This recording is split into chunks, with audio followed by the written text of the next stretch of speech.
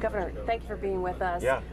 You had a great moment this morning with your mom with Yeah. you. How great is it to have her on the trail? Oh, it's fantastic. She's 90 years old and still going strong and still the boss of our family, and we all love her. And so do a lot of other people. I've noticed everywhere I go, people talk about meeting her either, during my dad's time when he was a candidate or president or vice president.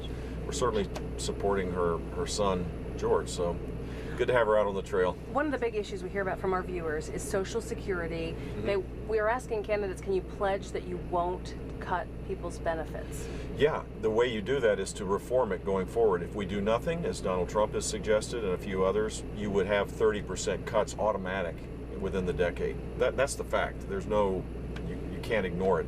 So reforming, preserving, protecting it for those that have it, and reforming it in the out years is the plan that I've offered up. And it would create a solvency for Social Security for the next 50 years if my plan was adopted. In terms of your time on the campaign trail in South Carolina, people talk about dirty politics here, and it's been an interesting, to say the least, campaign. Yeah. How are you feeling about the way this has turned out in South Carolina? I feel good. I feel good. We've got a lot of support, and I feel good about where we are. South Carolina has a rough and tumble reputation. I don't think it's any worse than previous campaigns. I just heard a robocall that the Cruz campaign did on Marco Rubio that was way over the top bad. But in general, I don't think it's anything worse than it was in previous elections. You were hitting on Trump pretty hard this morning. I do every day because he's not a conservative, and the front-running candidate for the Conservative Party ought to be a conservative, and he's not serious. He's not a stable person in terms of his views. To call my brother a liar when no one else believes it other than Michael Moore and the wacky left, to say that he should be impeached, to do the things he said, is disgusting, to be honest with you. And then he backs away, of course. He always insults and then backs away. He insults the disabled, then backs away. Insults Hispanics and says, I didn't say it. Calls John McCain a loser because he's a POW and then says, oh, I didn't mean it. This is a game for him. And the press is like a moth to light with the guy, and it basically makes it hard to have a broader conversation about how we can fix the mess in Washington. When it comes to that, the sort of disconnect that the campaign has had in terms of the results so far, how do you feel about South Carolina? I know I talked to your campaign manager. He's saying the internal polling is looking good for undecided voters right now. Yeah.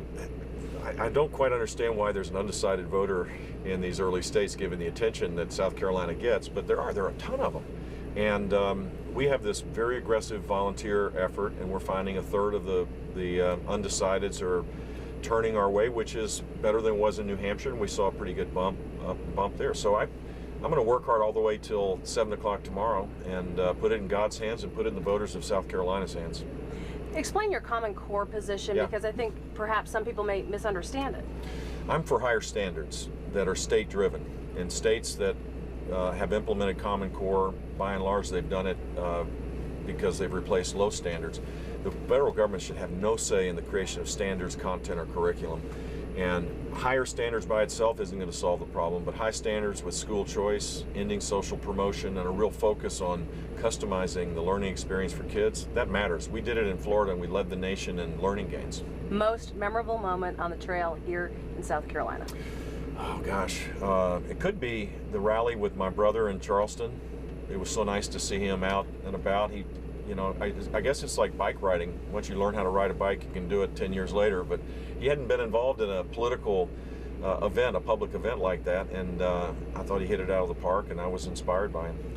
In terms of where you go from here, and I know we got to wrap up, if you have a disappointing finish in South Carolina, which obviously you're hoping you don't, what's next?